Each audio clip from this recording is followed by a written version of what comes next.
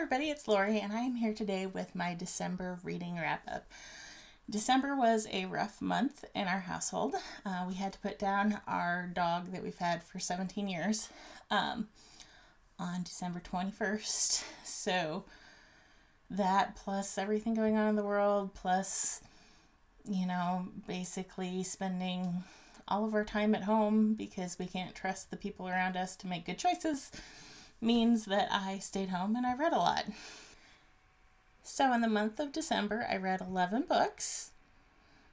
4 of them were physical books.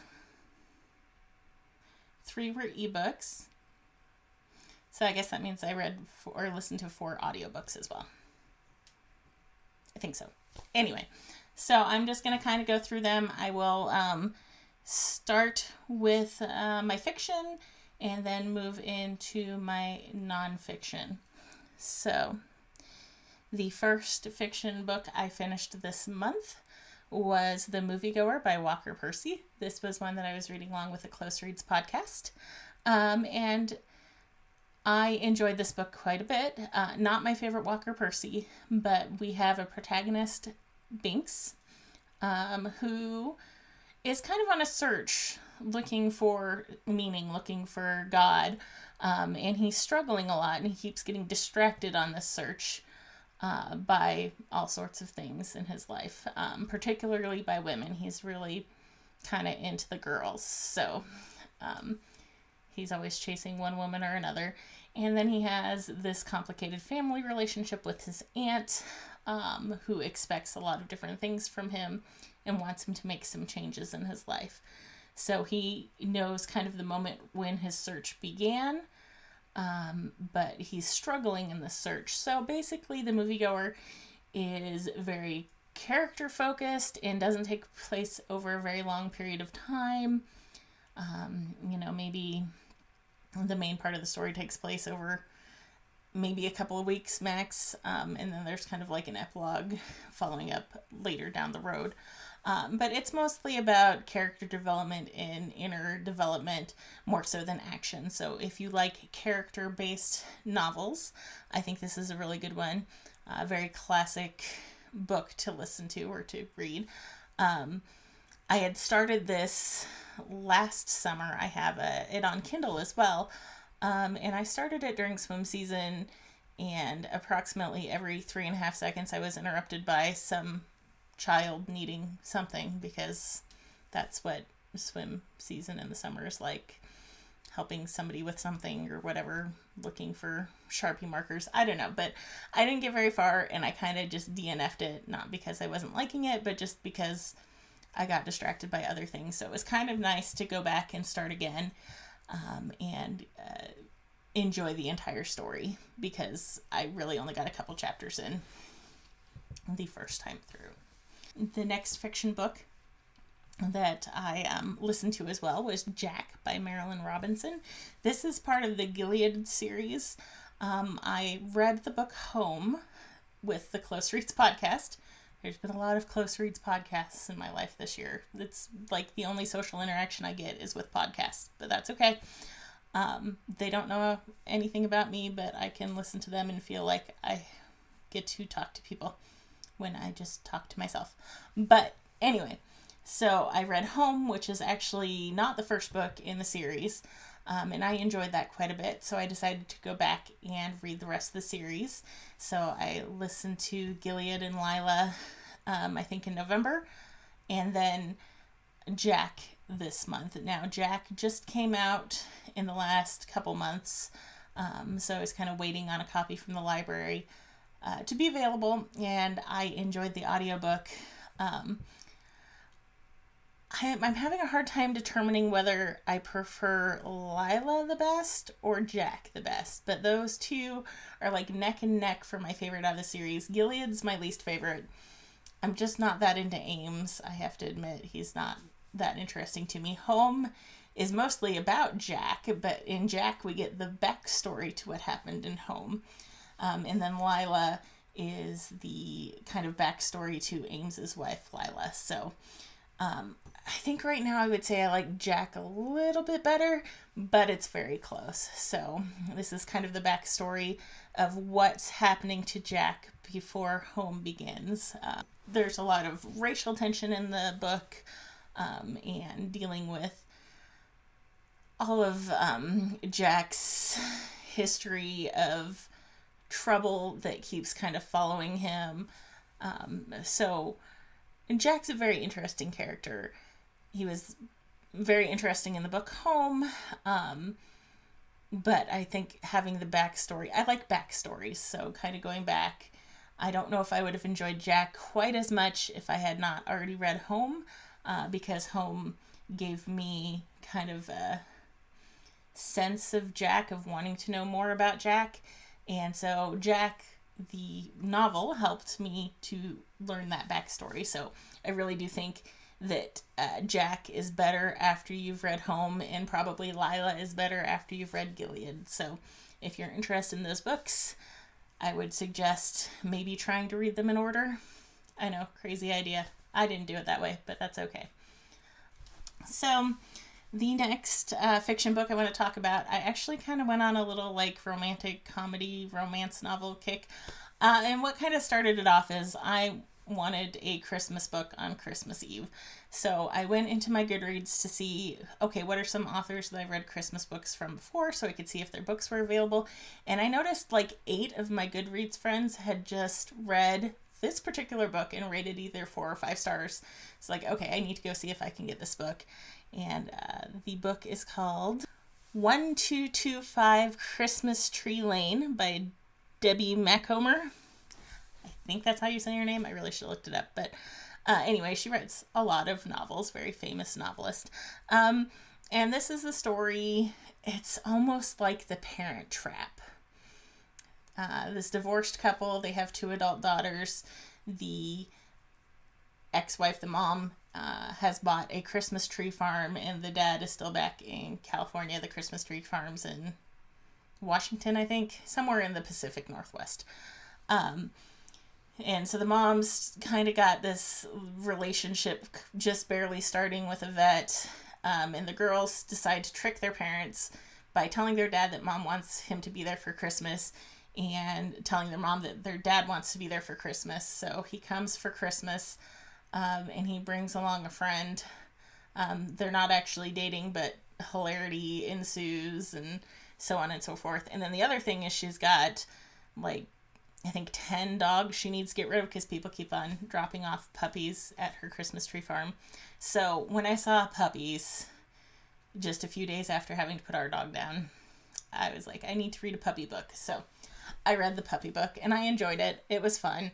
I won't spoil the ending, but, you know, we've got all this chaos going on. And you get kind of the backstory of the entire town at the beginning. There's like just little biographical snippets of everybody. So you know who's widowed and who's divorced and who's remarried and who these people are. But it was a little hard to keep track because I was reading on my phone in my Libby app. So I couldn't just flip back and figure out who people were. So it would take me a few minutes to figure out who we were with in this particular chapter. But in a physical book, that would have been a lot easier to be like, okay, who is Beth or whatever. I don't even remember if there was Beth, but you could just flip back and look. But not as easy in an ebook. So I enjoyed it. I read it in a day. It was Christmassy. It was cute. I enjoyed it. Going with my little romance kick that I was on, I also read, and this was another Kindle book, The Marriage Game by Sarah Desai. And this is a story about a young woman who is of Indian heritage, and she has like this terrible, like, disastrous end to her relationship. She's living in New York, and there's a video of her throwing her boyfriend's stuff out of her apartment that goes viral, and she gets fired from her job and she moves home. So she decides that she's going to move home and just figure out her life again. So her father owns a restaurant, and she wants to start a business, and he has an office space above the restaurant that he has just rented out, but he tells her that he'll just cancel that contract, and she can have that space to work out of. Then he has a heart attack and never actually does that. So we have the kind of rom-com situation of this really uptight Indian guy who has issues, has rented it out, and this like wild and crazy free-spirited Indian girl also is using that office. And while this is all going on, it turns out her father has been looking for a husband for her using like an online, almost arranged marriage dating site. Like that, it's more of an arranged meeting than an arranged marriage. But anyway, he has put up a profile for her and is looking for a husband for her. And he has set up appointments with 10 people to meet them. And she doesn't know till the first one shows up. So anyway, it turns out that this guy who's working in the office who wants to get rid of her ends up going with her on all of her like little almost blind date type meetings with these men to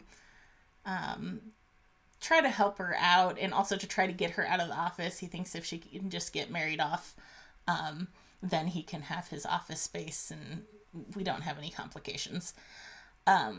Of course, these two fall for each other because, of course, that's going to happen. So there's a lot of like hiccups along the way.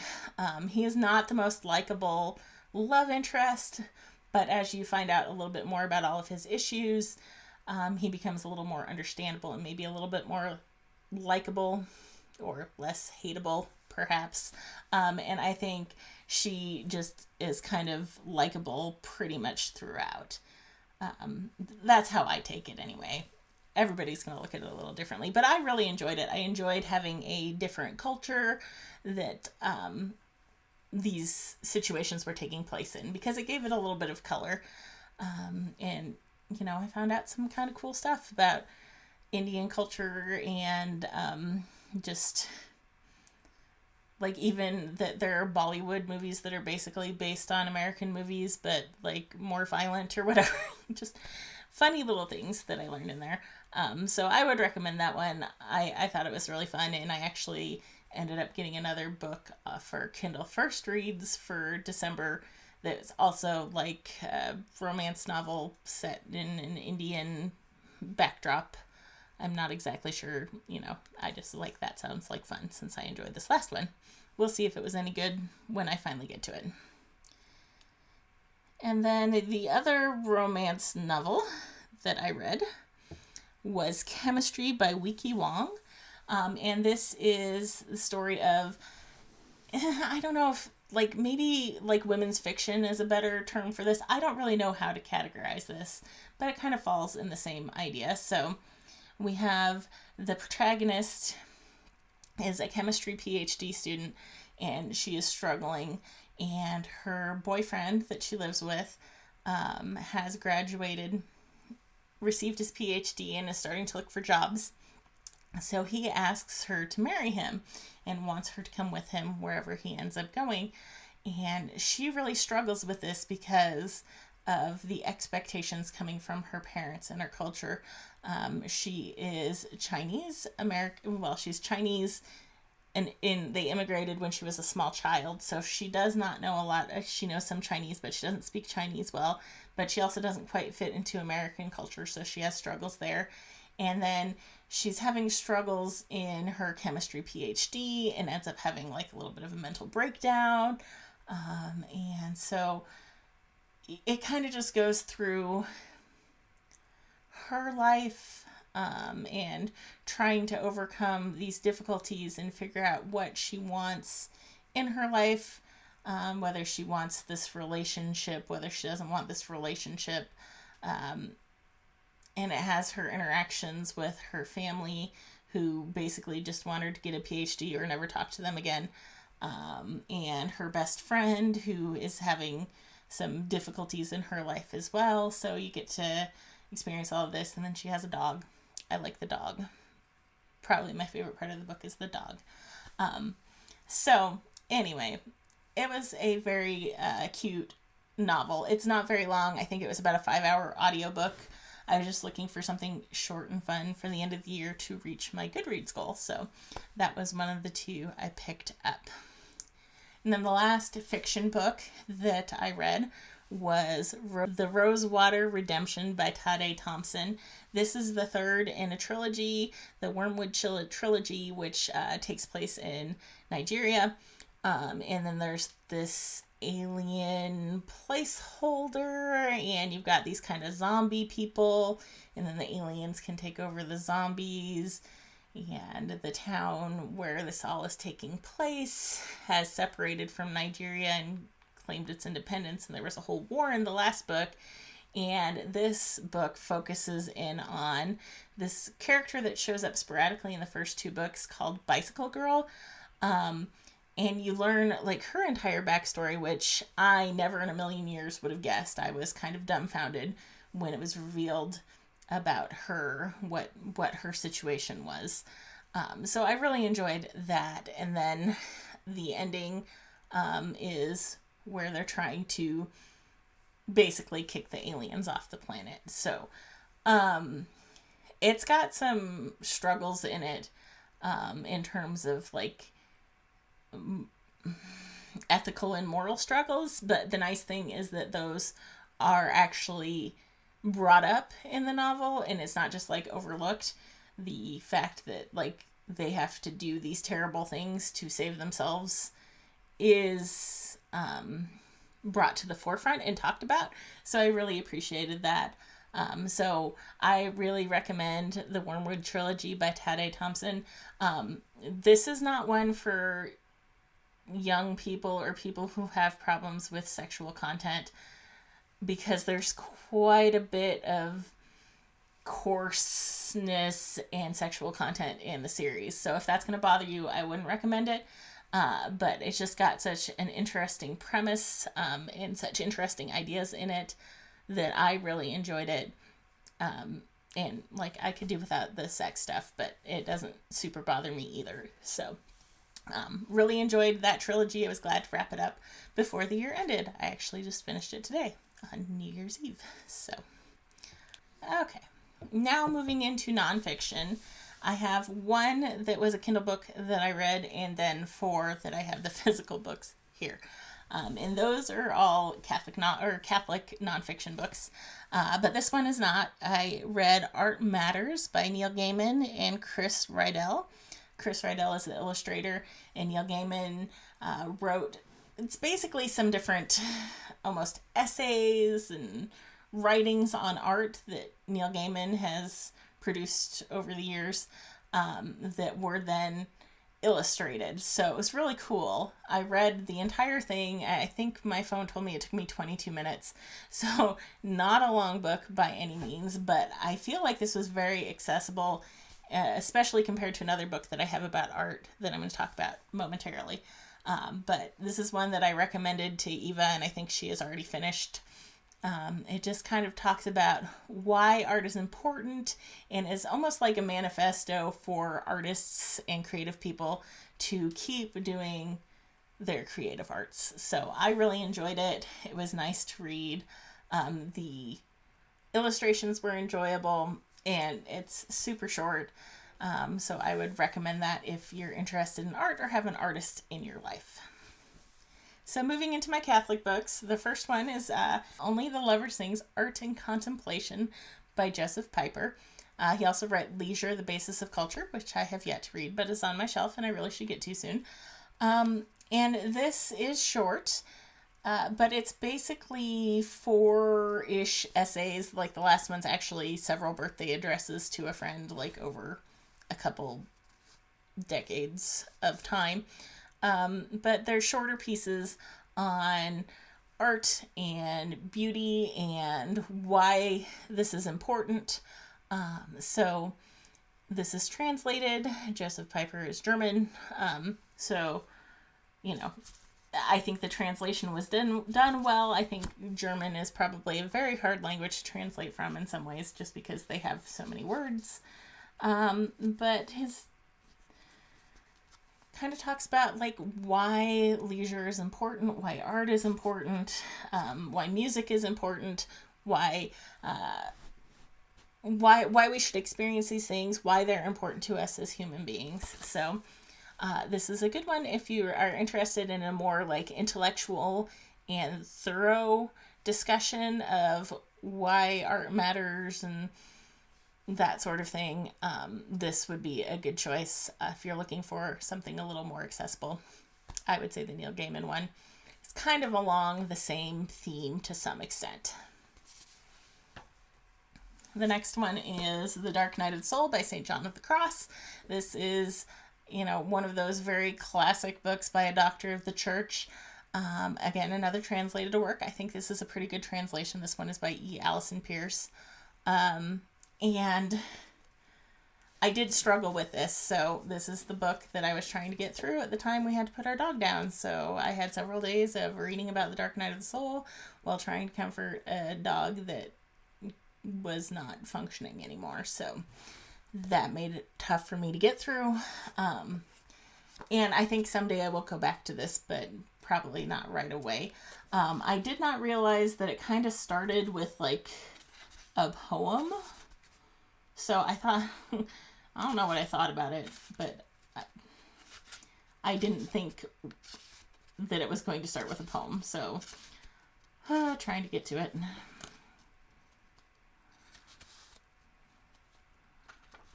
So yeah, we've got the stanzas of the soul.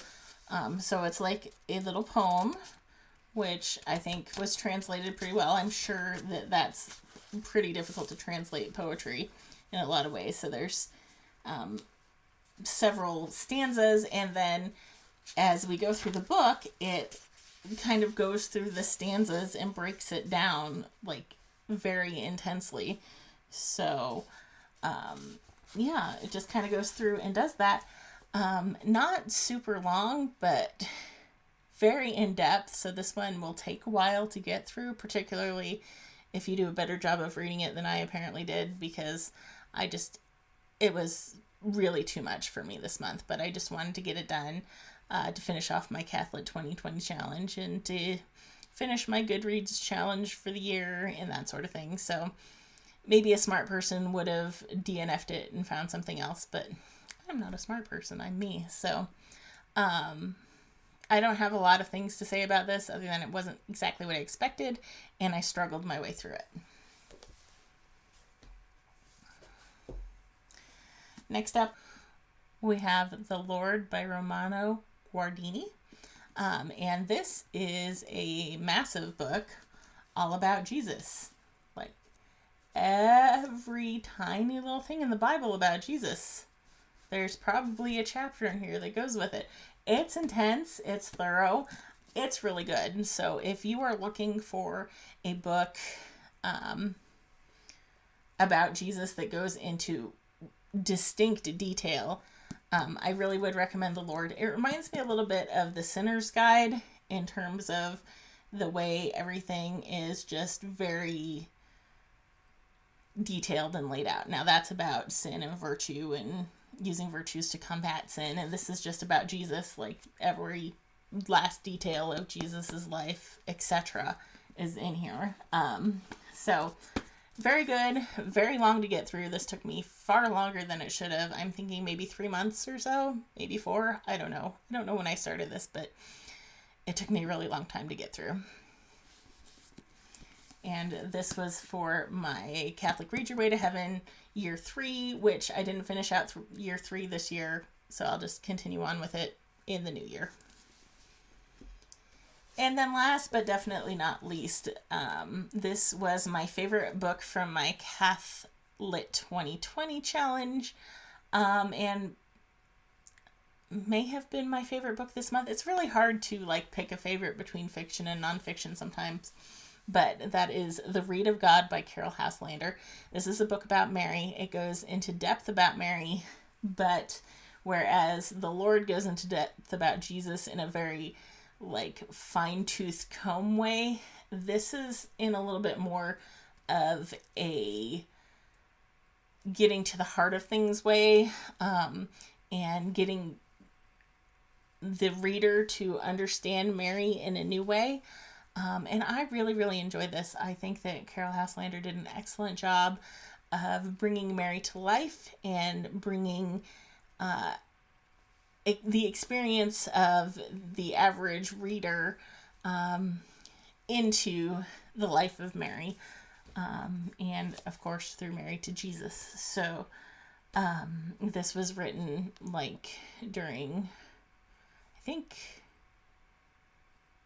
can't remember if she was a child during World War I or World War II, but anyway, it's kind of in that post-war era that this is written. I think if I remember correctly, she was a child during World War I, because I had been thinking, oh, she lived through the Spanish flu, which has been on my mind a lot this year.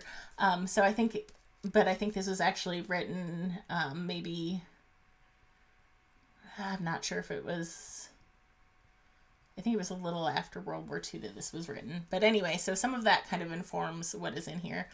You can tell that that's some of the experience in Carol Houselander's life. But I really highly recommend this to anyone. I made my husband Brett read chunks of it as I was going through, and now I need to just make him read the entire thing, because the entire thing is totally worth reading, and I 100% recommend this. And then, I'm going to encourage my girls to read this one as well.